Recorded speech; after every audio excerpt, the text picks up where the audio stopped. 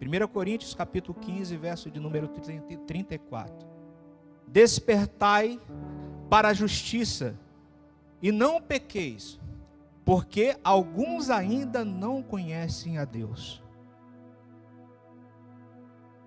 Mas a Bíblia fala de um Jesus que veio para morrer e salvar.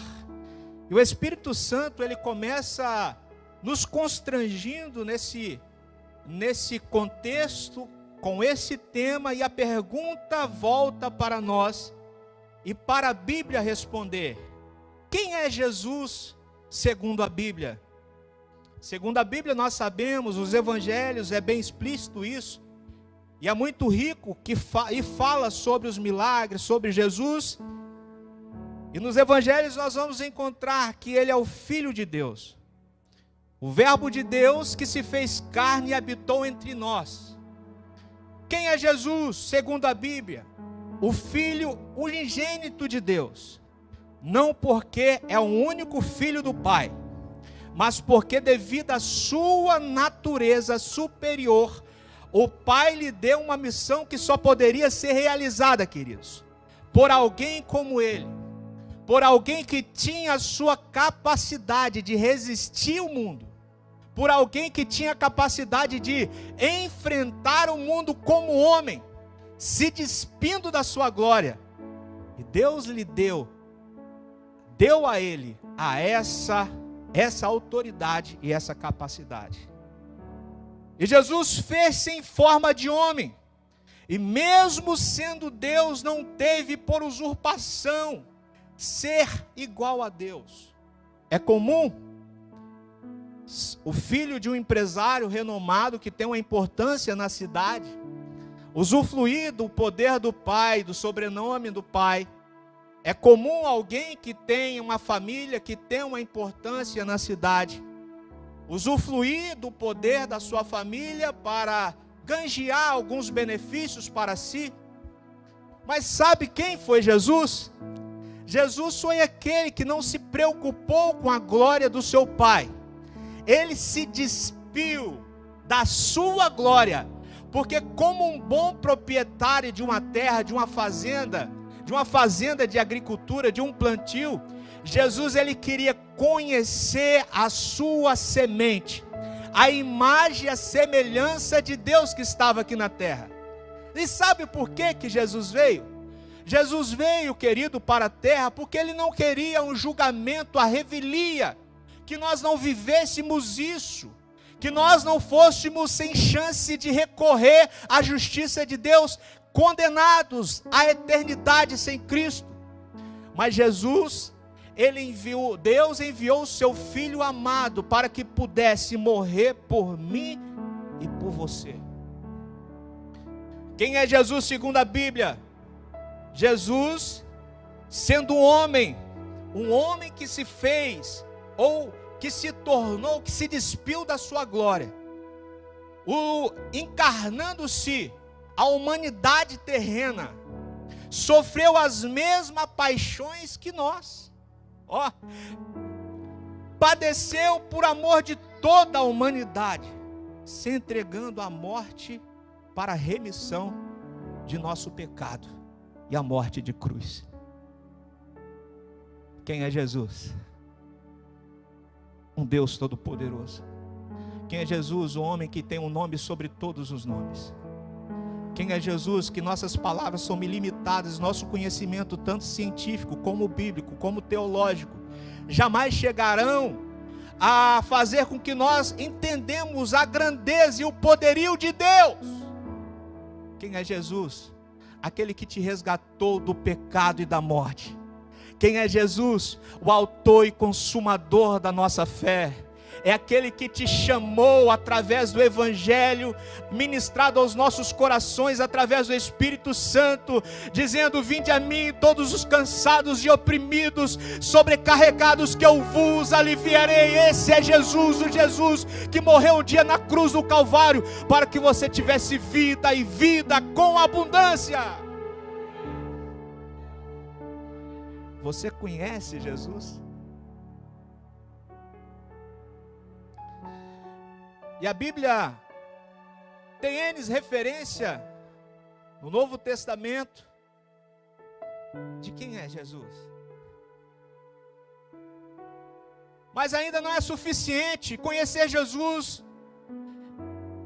Exige-se de nós, o conhecimento de Deus exige de nós intimidade, relacionamento.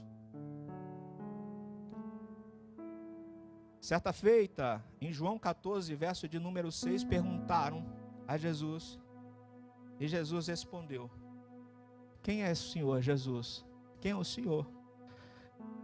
Ele respondeu de uma forma, parece, pelos olhos da fé, eu vejo Jesus na sua simplicidade. Nós vamos ver depois Jesus segundo a ciência. O que diz o cientista? Quando eu falo cientista, eu digo pessoas estudiosas que não se renderam talvez ao poder de Deus, não se converteram, mas eram historiadores que estudavam e pesquisavam sobre Jesus. O que eles diziam sobre Jesus? E Jesus disse: eu sou o caminho, a verdade e a vida. Por que Jesus é o caminho? Porque não há conclusão ou vida correta ou destino certo sem que nós entendemos ou aceitamos de todo o nosso coração.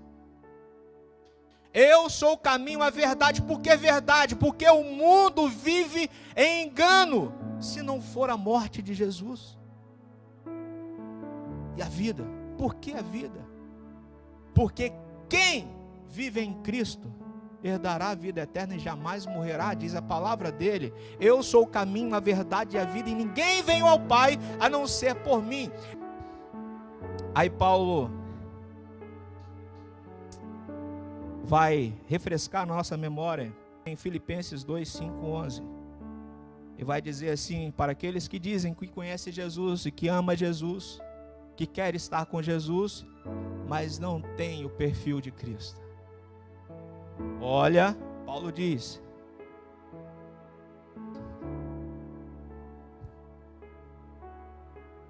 seja a atitude de vocês, diz ele, a mesma de Cristo Jesus, e que embora sendo Deus,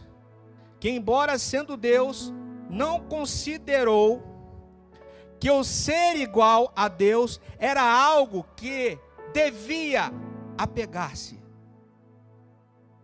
mas antes esvaziou-se de si mesmo, vindo a ser servo, tornando-se semelhante ao homem, e sendo encontrado em forma humana, humilhou-se a si mesmo, e foi obediente até a morte, e morte de cruz. Por isso Deus o exaltou à mais alta posição, e lhe deu o nome que está acima de todo nome, para que ao nome de Jesus,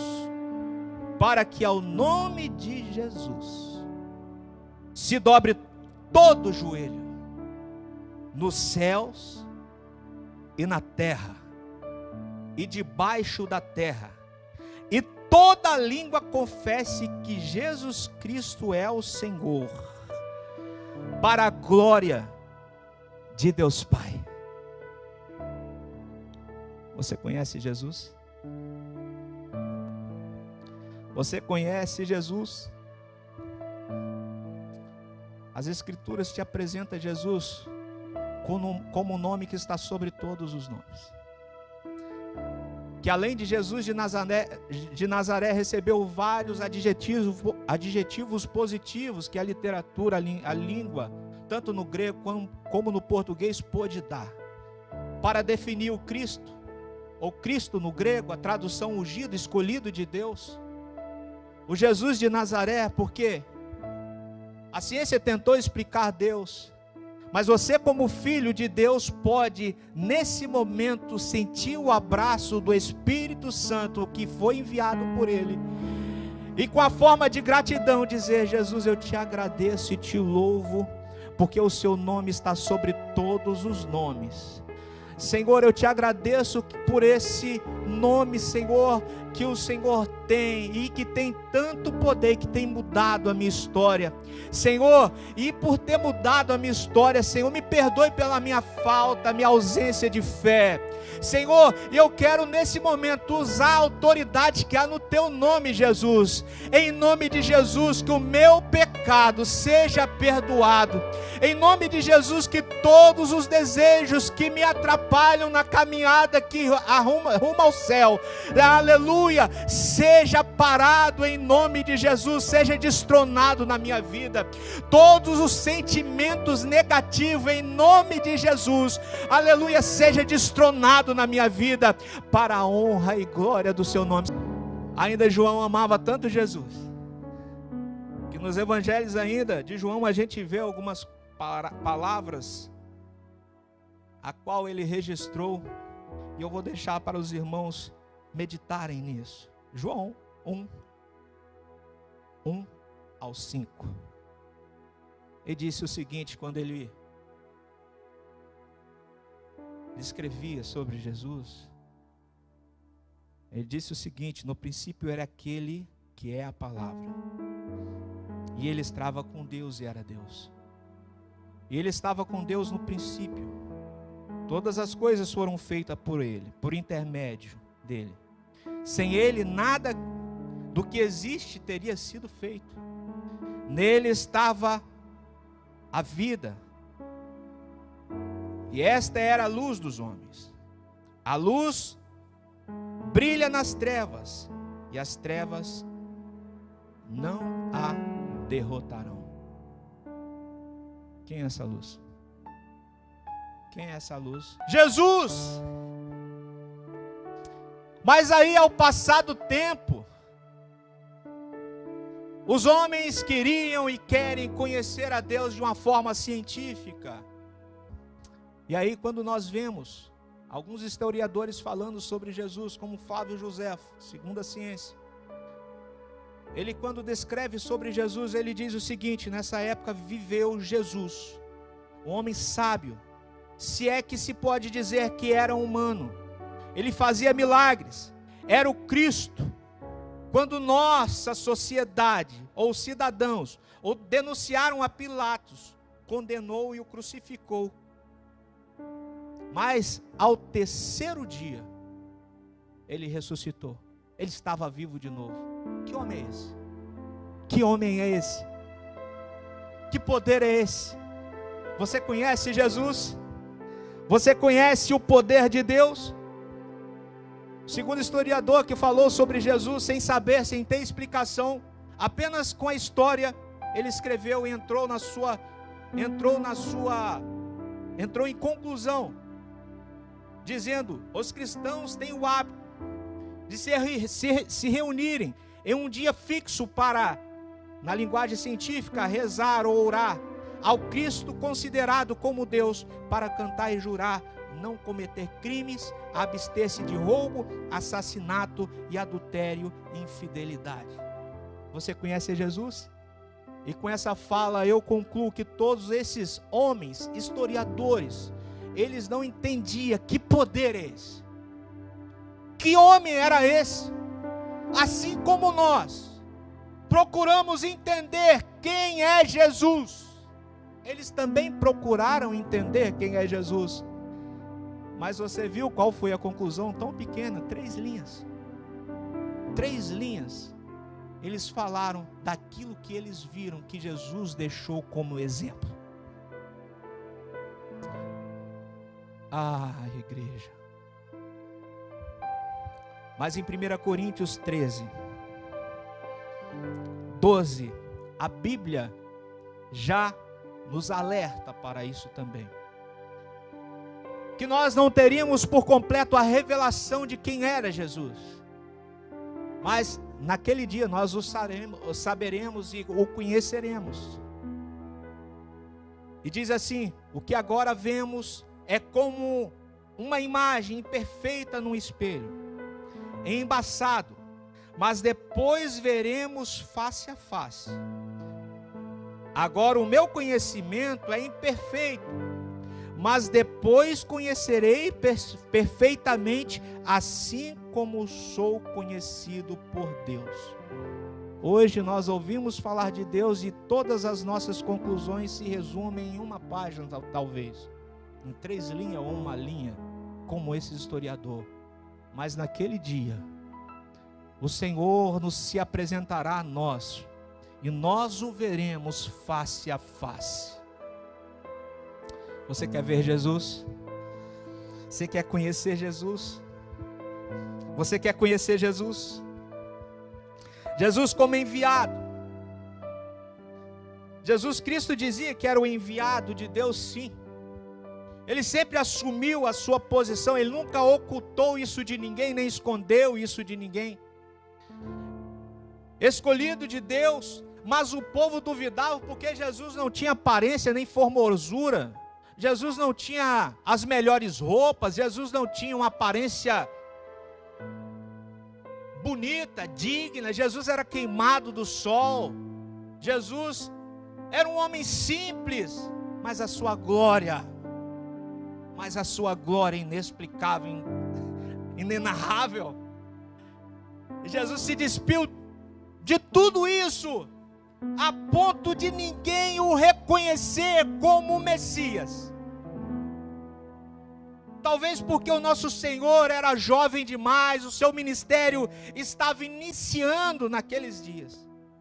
Era gente como nós, sentia as mesmas dores que nós sentíamos, chorava como nós choramos.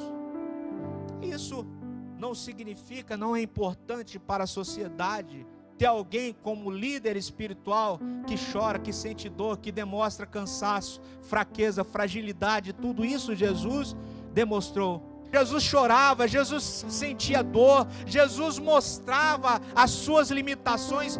Como Deus, Ele se despiu da sua glória e se tornou como eu, como você, como nós, como a igreja que está aqui nesse momento. Sabe por quê? Ele queria sentir o que nós sentimos como Deus, para nos compreender. Que Jesus veio perdoar o pecador arrependido, dando a cada um, queridos, segundo os seus feitos. Que Deus não era mais um Deus de um único povo, ou que privilegiava um único povo. Um Deus que lutava contra o povo de outros povos, contra deuses de outros povos, mas é um Deus que amava todos por igualdade. Esse é o nosso Deus.